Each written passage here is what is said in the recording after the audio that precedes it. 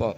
ஆனால் ஒரு காரியத்தை பாருங்களேன், ஒரு 4 பேர் தானியேல், அதுக்கப்புறம் அங்கே வேதம் சொல்லுகிறது அனனியா, அந்த மிசாவேல் அப்படி குறித்து நம்ம பார்க்கிறோம். அனனியா, மிசாவேல், அசரியா. இந்த 4 பேரும் எல்லாரையும் பிடிச்சிட்டு வந்துட்டான். இந்த பாபிலோன் ராஜா எல்லாரையும் பிடிச்சிட்டு வந்தான். ரட்சிக்கப்பட்ட பிள்ளைகளை தான் பிடிச்சிட்டு வந்தான். அநேக யூத தேசத்தில் உள்ள ஜனங்க வாலிப பிள்ளைகளை தான், நல்ல ஞானமா அறிவாளி, அவங்கள தான் பிடிச்சிட்டு வந்தான். அவங்களாம் இயேசுவை ஏற்றுக்கொண்டவங்க தான். ஆனால் அதில் எல்லாருமே என்ன செஞ்சான், அங்கே ராஜாவின் சாப்பாடை பார்த்த உடனே எல்லாருமே ஆசையாகி நல்ல மதுபானம் குடிக்க ஆரம்பித்தான், நல்ல சாப்பிட ஆரம்பித்தான். ஆனால் இங்கே 4 பேரை தான் நம்ம பார்க்கிறோம். தானியேல், அனனியா, மிஷாவேல், அசரியா. இந்த 4 பேர், இந்த வாலிபர்கள் தான் சாப்பாட்டில் கூட கவனமாக நினைச்சாங்க இருக்கிறத நம்ம பார்க்கிறோம்.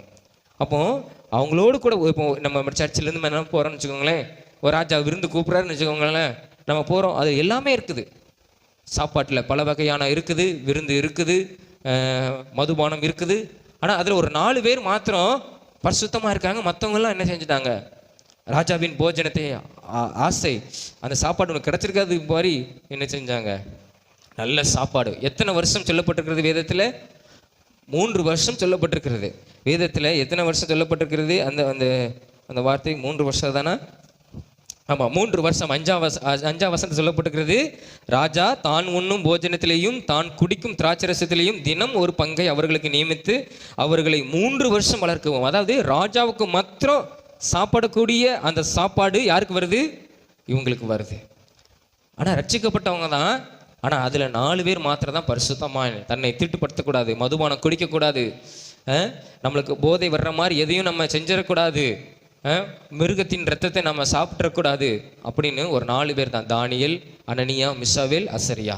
இந்த 4 பேர் மாத்திரம் தான் பரிசுத்தமாக இருந்தாங்க. பாருங்க, அப்போ ஒரு சாப்பாடில் கூட, ஒரு போஜனம் பண்ணுகிற காரியத்தில் கூட நம்ம எப்படி இருக்கணும்னு வேதம் நம்மளுக்கு என்ன செய்யுது, சொல்லுகிறது.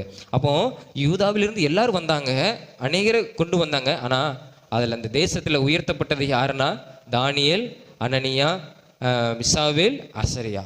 இந்த 4 பேர் தான் என்ன செஞ்சாங்க, உயர்த்தப்பட்டாங்க.